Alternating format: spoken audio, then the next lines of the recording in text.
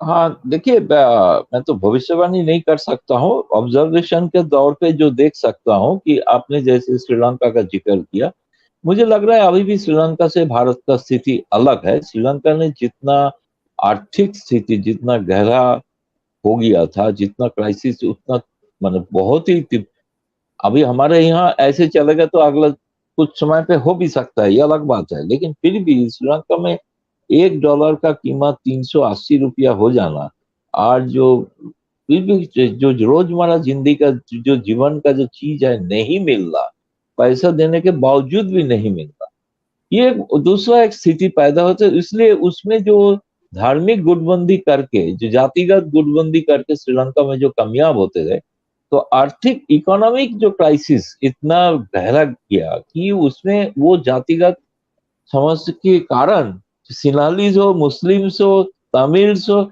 सब भी उसमें परेशान है। तो इसलिए वो रोजमर्रा जिंदगी का समस्या है। इसलिए इसके साथ अभी यूपी या बिहार की भारत का तुलना मुझे अभी नहीं लग रहा है कि अभी स्थिति भारत में आया है। पता नहीं भविष्य में आएगा कि नहीं आएगा। दूसरी बात है, बीजेपी एक आपका जी। हाँ, बीजेपी का जो जो जो इस लाभार्थी स्कीम का जो जिक्र किया सतीश जी ने, बीजेपी वहीं पे लाभार्थी स्कीम सफल रूप से कर सकते हैं, इम्प्लीमेंट कर सकते हैं जहां पे उसका सरकार है। लेकिन इसलिए मैं यूपी मॉडल का बिहार मॉडल के साथ अलग करता हूं। बिहार में फिर भी नीतीश कुमार मुख्यमंत्री है।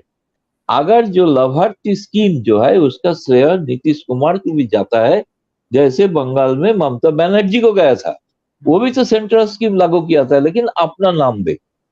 तो ये जो, इसलिए पूरा यूपी का पूरा रेप्लिकेट बिहार में करना, उसका एकदम मॉडल वहां पे लागू करना, वो एक दिक्कत है। दूसरी बात ये है, जो जातिगत आधार पे जो पराजडी और नीतीश कुमार ये सोच रहा है कि जो देश में जो धर्मनिरपेक्ष बाकी पार्टियां हैं, खासतौर पे कांग्रेस और कम्युनिस्ट वामपंथी, इनका पॉलिटिक्स बीजेपी का हिंदुत्व का मुकाबला नहीं कर पा रहा है। इसके कारण जो हो रहा है कि ये सोच रहा है कि शायद एक मंडल टू, एक मूवमेंट का जरूरत है। मंडल टू कमंडल को चुनौती दिया था। तो इसलिए जो इसके बाद आपने देखिए मंडल कमीशन को इम्प्लीमेंट लागू भी करना पड़ा, जिसके कारण आज ओबीसी का जितना रिजर्वेशन है हुआ।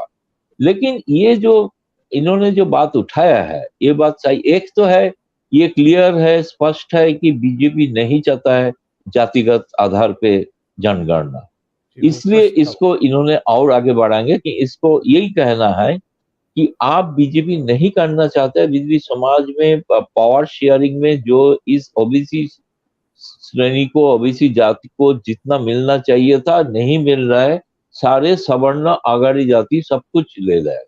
तो ये पॉलिटिक्स, लेकिन अगर जोर धूल पकड़ेगा तो बिहार में एटलीस्ट मेरे लग रहा है कि बीजेपी के लिए बहुत ही मुश्किल होगा। अब ये मैं देख रहा हूं कि इसका नेचुरल जो इसका कंक्लूजन जो होगा 24 के पहले, शायद, और नीतीश, लालू और बाकी सारे पार्टियों को जो गठबंधन पहले हुआ था, जिसमें 2015 में नीतीश बने, और नीतीश को आप बहुत ही बड़ा देश का कुशली राजनीतिक खिलाड़ी मानना चाहिए। आज तक मुख्यमंत्री पद से वो हटा नहीं, बहुत कितना दिन हो चुका है, कहीं ना जी। कहीं डिस्पेंसेशन और मुख्यमंत्री रहते हैं। तीसरे, नीतीश कुमार को एकदम अंडर एस्टिमेट करना डिफिकल्ट है। जो तेजस्वी यादव ने जो डिमांड उठाया था, उसके कारण नीतीश कुमार ये मान लिया और ऑल पार्टी मीटिंग 27 को बुला रहा है, कुछ 27, जिस 27 में मोदी सरकार का 8 साल पूरा होने जा रहा है।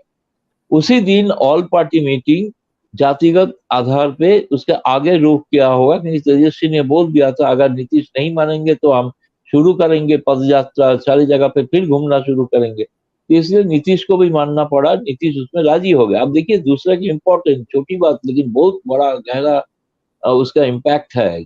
जो बीजेपी जिसमें विश्वास नहीं करते हैं, उस आइडियोलॉजी लेके नीतीश कुमार बात करना शुरू कर दिया है। बोला है कि पुरुष अगर पुरुष को शादी करते हैं तो उसमें आपत्ति क्या है। ये बात हम्म। बीजेपी कतई नहीं मानेंगे।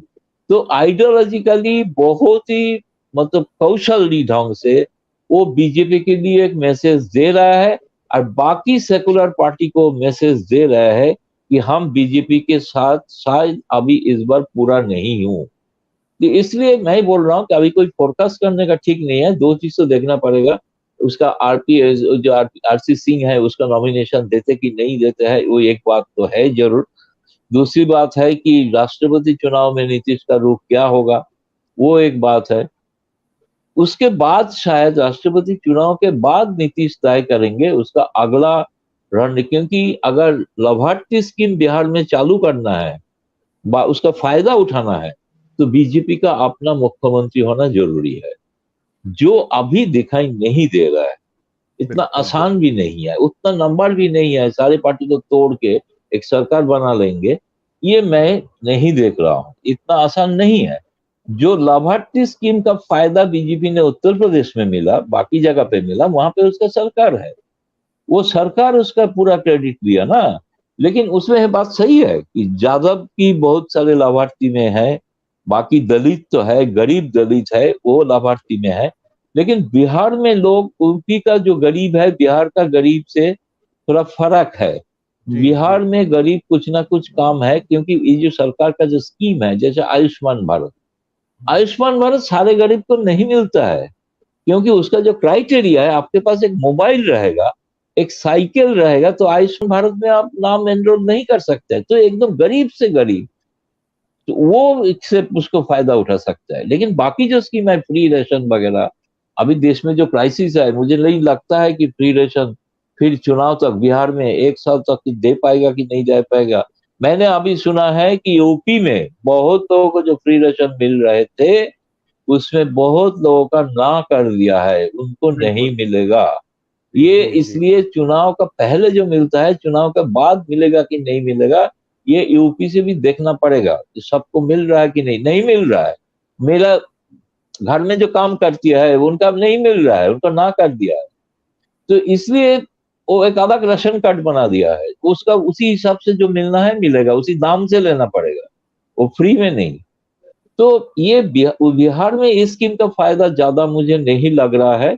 कुछ किसानों के लिए ये पैसा दिया था 2000 करके तीनों किस्तों में 6000 रुपया, उसका फायदा ले सकते हैं। लेकिन प्रधानमंत्री आवास योजना हो जो, उसका श्रेय तो नीतीश भी लेंगे ना, बीजेपी तो वो बढ़ जाएगा।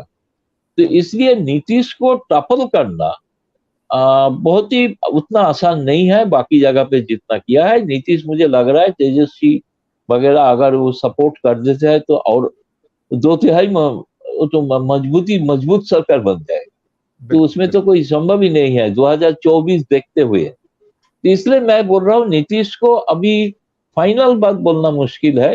देखिए अभी अगर हरिवंश जी को वाइस प्रेसिडेंट बना देते हैं तो उसमें नीतीश कुमार खुश हो जाए तो आप कुछ नहीं बोल सकते। हरिवंश बैंक का उपराष्ट्रपति भी चुनाव है साथ साथ, अगर हरिवंश जी है, अगर वो उपराष्ट्रपति हो जाते हैं तो नीतीश कुमार की विरोध करेंगे, मुझे नहीं तो लग रहा है। तो कुछ ना कुछ पॉलिटिकल डील हो रहा है, नीतीश कुमार देख रहा है 2024। जी बिल्कुल। 2024 में बीजेपी को कैसे रोकना है, ये रणनीति अभी से वो बनाना शुरू कर दिया है।